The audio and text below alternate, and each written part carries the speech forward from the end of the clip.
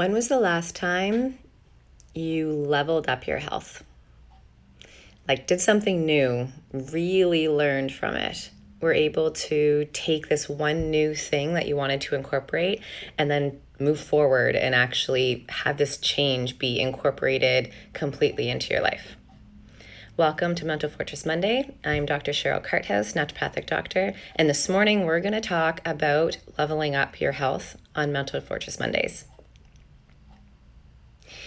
Here we explore the who, what, where, when, why, and how of mindfulness and mindfulness-based practices and all of the things around our own health and how to actually improve that. Especially as a naturopathic doctor, we take things from all aspects and look at a holistic view. And so when we talk about leveling up our health, we want to improve often, even if it's just one thing, that's going to be a permanent change and actually be able to pull us forward into something new. So when do we actually level up our health? Usually it's when we're motivated to. Often we'll have a particular diagnosis that is frankly scary and that kicks us in enough or gives us enough motivation, kicks us into gear to actually start making changes. Or sometimes it might be because we have symptoms. And those symptoms are significant enough to finally have gotten us on this track of wanting to change our health or wanting to level up our health.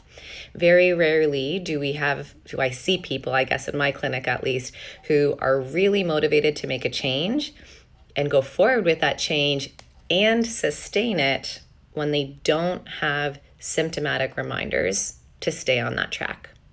And so they can actually be helpful to us sometimes in some ways, that if we really need to change our health and make some progress towards something, that those symptoms can help to keep us in check.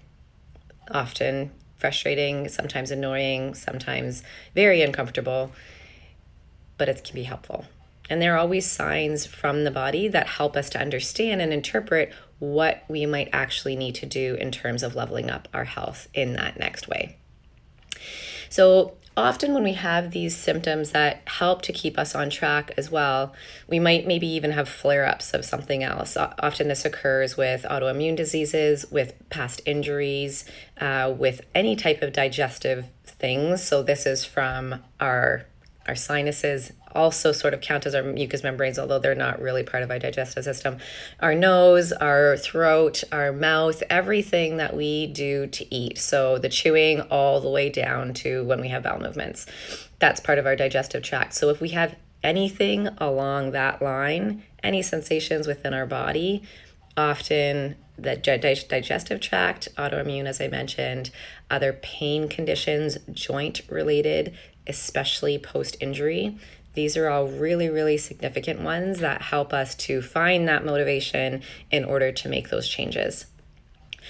And one of the things that I see when people try to make these changes in clinic is that I, as a teacher, always want to really give a lot of information. Sometimes it's too much. Often people as well are so motivated that they take off way more than they can chew. And so the secrets to some of these little health leveling up is to, one, stay on track. Often our symptoms can be helpful for this, but if you need other motivation, tell people, help people to keep you accountable. There's lots of ideas in relation to this. Go see an ND or somebody you can keep checking in with who might actually keep you accountable to these things as well and make sure that you're on the right track.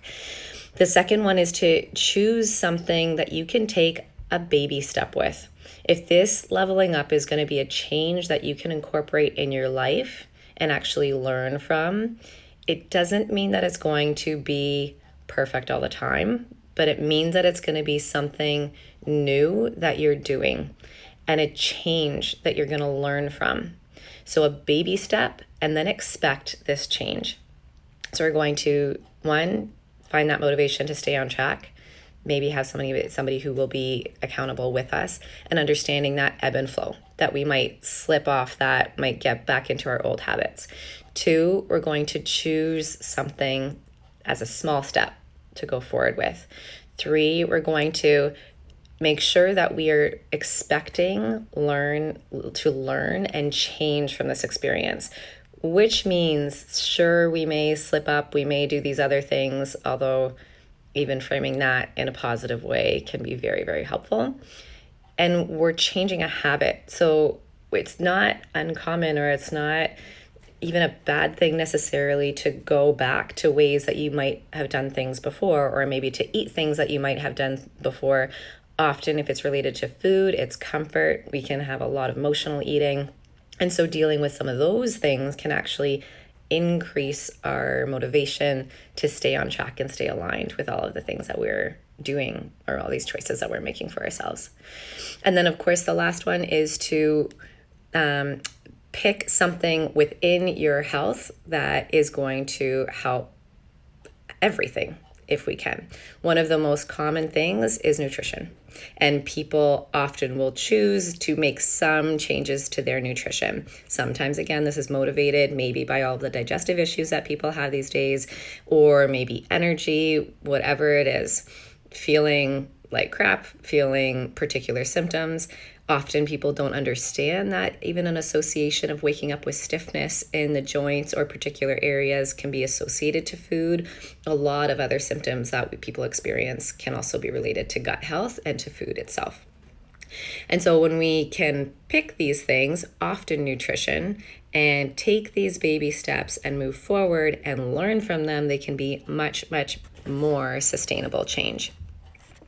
So my questions to you are, how big of a step are you taking, and is it sustainable?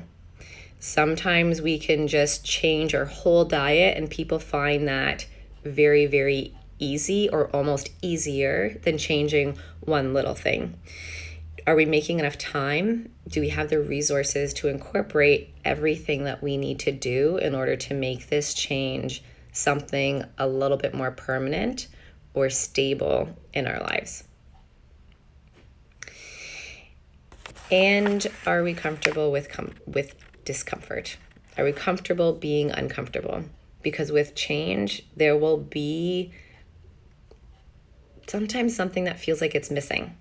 There'll be especially if we're changing nutrition, I'm more focusing on if we're changing the idea of incorporating sugar into our diet or decreasing carbs in a particular way, there's a rebound effect that our body feels that we will want to then continue eating those things. We get a really good endorphin rush in our brain when we have sugar and carbs. And when we cut those out, it actually changes the sensations in our body that we're going to feel when you feel full or after a meal. And so we need to get comfortable with that change and expect it. And then we'll be a little bit more prepared for all of the things that are going to ensue. So with our changes, especially if we're going to level up our nutrition. So my challenge to you, if this is something that you've been thinking about or have discussed with your medical team, maybe now's the time. Maybe this is your encouragement. I'm going to also level up my eating, and let me know what parts of this might be helpful for you. So I'm going to do a sort of keto-based, a little bit, gut healing protocol. So this is going to be about a month long. It'll have a couple different stages, and we're going to go through starting with really base things that are going to help to heal the gut and to allow the digestive system to rest a little bit, and then slowly go through these stages that are going to improve how the gut health is functioning. How the gut's functioning, our gut health and everything. So if you want to do this with me, that would be fantastic. I encourage you guys to. Let me know what's helpful. So I can post pictures of my food. I can post pictures of my FitnessPal tracking. I can take pictures of the actual meals. I can post recipes. I can take pictures of the recipes and all that if you'd like. Whatever you guys will find helpful, just leave me a note or post on the comments so that I know that they're actually helpful for you. And we can go through this together. And this may end up turning into a course at some point, but for now, we're all going to do it together for free. So our things in terms of leveling up your health is 1, pick something that's going to help you. Pick something that's going to be overall beneficial to your health, of course. Make sure that you're staying on track. Make sure that you're giving yourself grace for that ebb and flow. Being able to, or falling off the wagon, or having a cupcake for your birthday like I did last week is not necessarily a negative thing if you're able to do it with a proper headspace. Don't think of it as cheating, think of it as a learning experience. 2, choose something that is going to really then improve your health. 3, make sure that you have the expectation to learn and that things are really going to change. 4, get comfortable with being uncomfortable.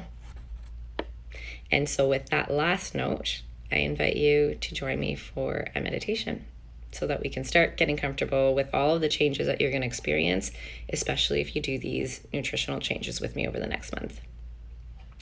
If you have a quiet space to get into, you can sit cross-legged or sit on a chair.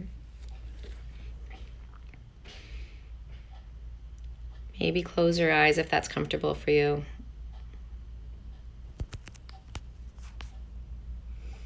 And just pay attention to your breath on that little triangle between your nostrils and your upper lip. And notice any sensations that you note here that arise within that small space and that small triangle.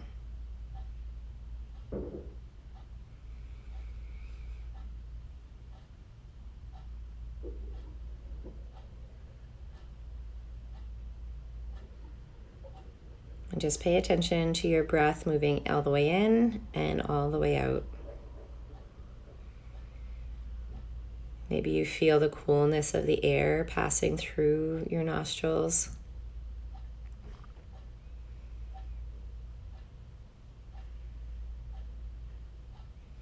Maybe you feel a tickle.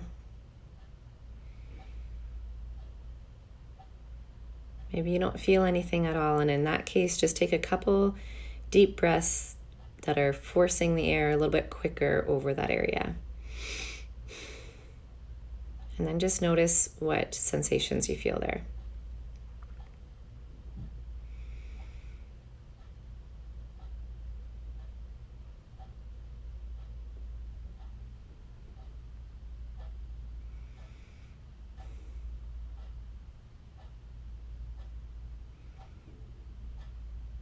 And whatever sensations come up, just explore them a little bit, allow them to be there.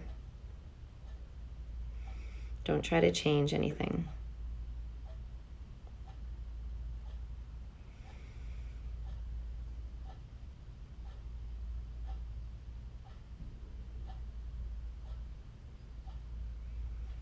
And just paying attention to your breath as it moves in and out.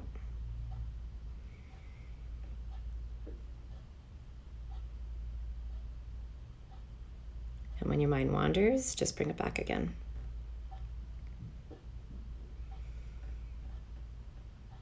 Practicing that control of bringing your mind back to the space and the focus is really a huge component of the learning experience with meditation. It's not always about being in the state of focus. It's about learning how to get there. And so that practice is actually everything. If you can continue to do that and bring your attention and your focus back to your breath as you're focusing on meditating, as that's your mission or your goal for the few minutes, that's where you're going to gain the most. And if you're able to pay attention for longer periods of time, wonderful.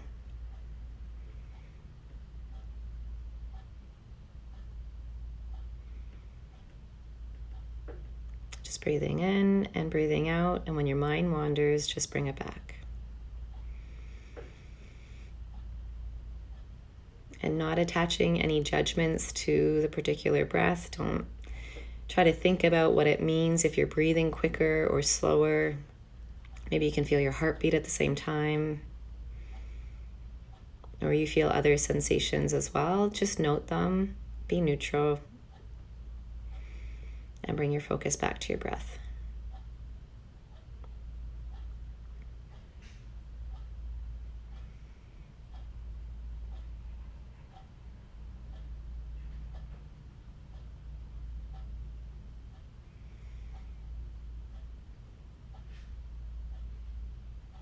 Just breathing in and out. One of the beauties of doing breath work is that your breath is always with you. And if you ever need to just find a grounding moment, you can pay attention to your breath regardless of where you are. And just try to bring your focus to your breath.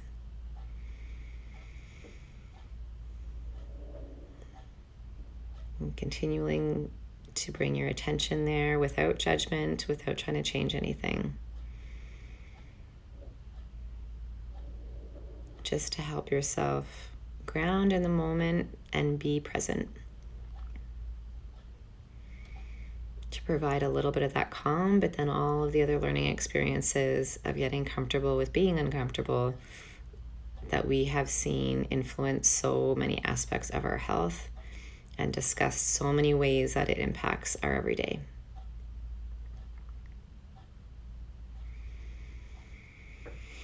And we're just going to stay here for one more minute. Just continue to bring your attention back if your mind wanders.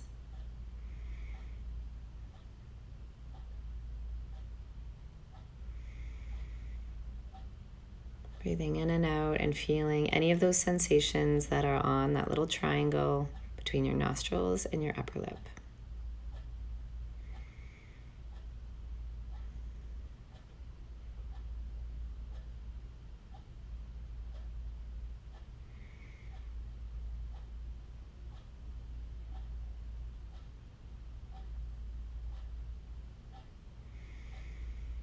And close your eyes if you can. It just helps us to let go of any other distraction that we might see around us. Being in a quiet space is the best way to practice.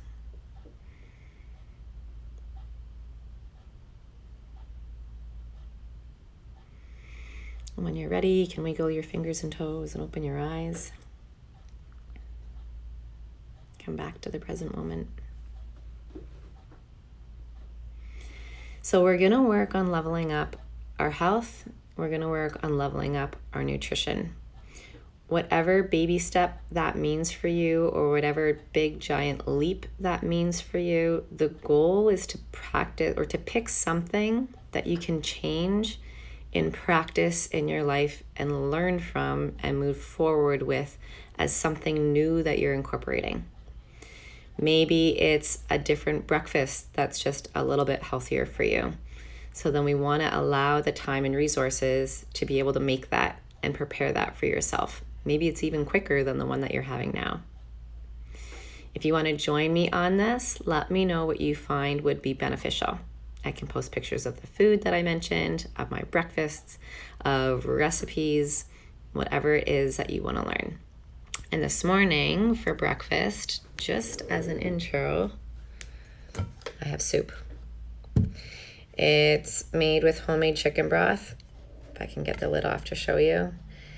There's a cup of Swiss chard, a cup of broccoli, and maybe half a cup of Swiss chard, half a cup of bok choy, and a full cup of broccoli, and little cubes of chicken organ meats that I prepared before and froze, so they're super quick to throw in.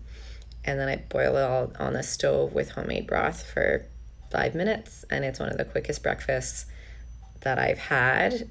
It's one of the ones that make me feel the most energized in the morning. We shouldn't feel tired after our food, really, ever. And I love it. Let me know how this is going to go for you. Let me know if you want to join. Talk to you soon. Have a great week.